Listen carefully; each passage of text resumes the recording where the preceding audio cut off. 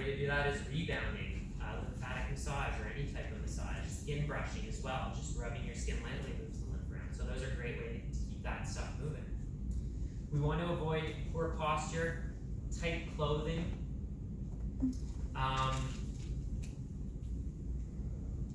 Women who wear bras for 12 hours or more have a 5 times increased risk of getting breast cancer.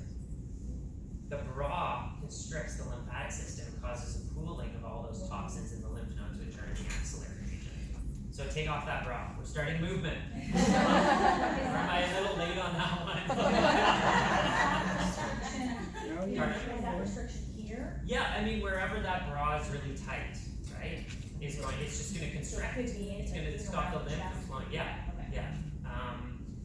So like my wife has looked for like wireless bras that work so many times, and it's like not an easy thing to find. Okay, so for the lymphatic system, for detoxification, we want to dry skin brush. Contrast showers can be really helpful as well because you cause a constriction and a release. Constriction and release, these are really fun in the winter. I think I tried it once and I like pulled a muscle in my neck. I'm just not good with like the whole cold thing. So there's different ways to do it. Rebounding. Oh, let's go back to that. Cool. So rebounding is a really cool way to get that lymph moving. There's little trampolines you can get, which are great. Exercise as well, obviously, is going to move the lymph. And then moving on to the liver, which is really one of the detoxification organs that a lot of people put a lot of focus on. So the liver is a busy factory. It's got over 500 jobs. It filters the blood every 3 minutes. It concentrates what it gets from the blood and puts it into the bile and stores that into the gallbladder. And it clears about 99% of toxins. Right? It makes sure that stuff that's not supposed to be in Josh doesn't stay in Josh and gets filtered out and released.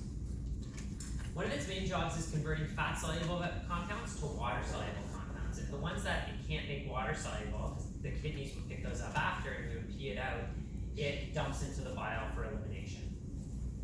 So essentially, there's a detoxification in the liver. Another word for it is biotransformation. Sort of changing these chemicals from one form to another. So we have this blue circle. It goes through the liver and it becomes the green diamond. That's really essentially what liver detoxification is at a simplified level. And then it's excreted. And one of the reasons why it goes through this process is because this can't go directly to there. So it has to be processed. It's like a recycling plant. You send all your stuff to the recycling plant, the paper gets dealt with in one place, the glass gets broken down and put into sand in another place, etc. So some interesting things about detoxification is it's constantly active. You're detoxifying right now. It's highly energy dependent. So it needs calories. It's nutrient dependent. So we need all sorts of vitamins and minerals and phytonutrients in order to run that pathway. It's inducible, so that's the good news. We can actually speed it up.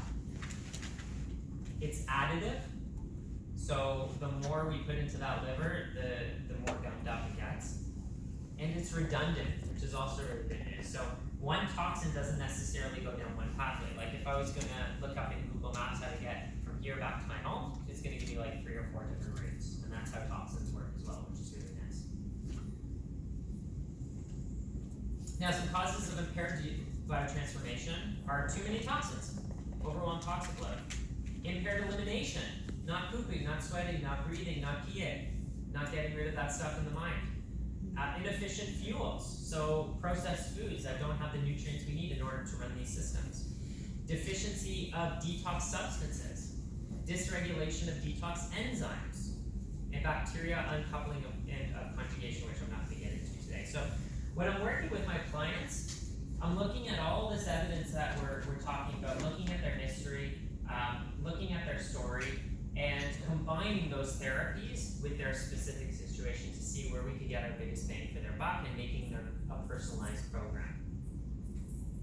So how do we put this all together? Clinical detoxification. the first question I'm always asking with my clients is, what do we need to get rid of?